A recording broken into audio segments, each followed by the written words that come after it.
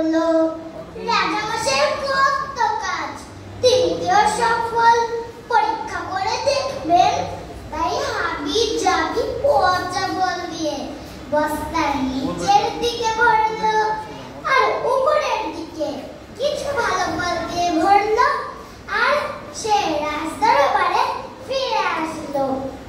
তৃতীয় মন্ত্রী চিন্তা করলো, রাজামশাইয়ের তো সময় কোথায় যে তিনি বস্তা খুলে খুলে দেখবেন।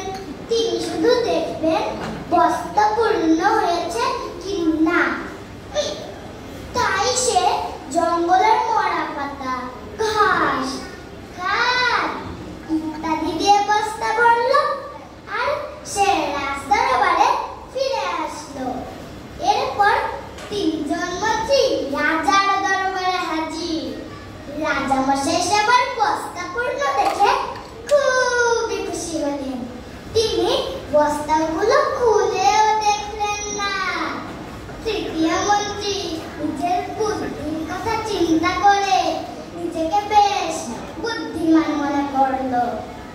রাজামশাই একটু সময় নিয়ে তার সিংহাসনে বসলেন এবং ঘোষণা করলেন, এই তিন মন্ত্রীকে 7 দিনের জন্য তাদের বস্তা সহ কারাগারে পাঠানো হোক।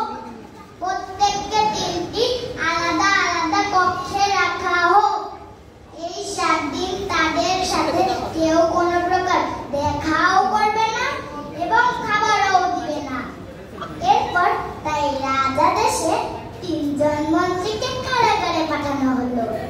প্রথম মন্ত্রী এই 7 দিন তার বস্তার ফল খেয়ে কাটিয়ে দিল। দ্বিতীয় মন্ত্রীর বস্তায় যা ভালো ফল ছিল তা দিয়ে 2 দিন কাটিয়ে দিল, আর বাকি কয়েকদিন পচা ফল দিয়ে কাটানোর চেষ্টা করলো। কিন্তু পচা ফল খেয়ে সে অসুস্থ হয়ে পড়লো। তৃতীয় মন্ত্রীর বস্তায় কোনো ফল ছিল না, তাই সে না খেতে পেয়ে কারাগারে মারা গেল। এই গল্পটি থেকে আমরা কি শিখতে পেলাম বন্ধুরা? এই গল্পটি থেকে আমরা শিখতে পেলাম, আমরা যদি আমাদের লেখাপড়ার জীবন এবং কর্মজীবনে ফাঁকি দেই, তাহলে ভবিষ্যৎ জীবনে এর ফল অবশ্যই ভোগ করব। তাই আমরা আমাদের লেখাপড়ার জীবন এবং কর্মজীবনে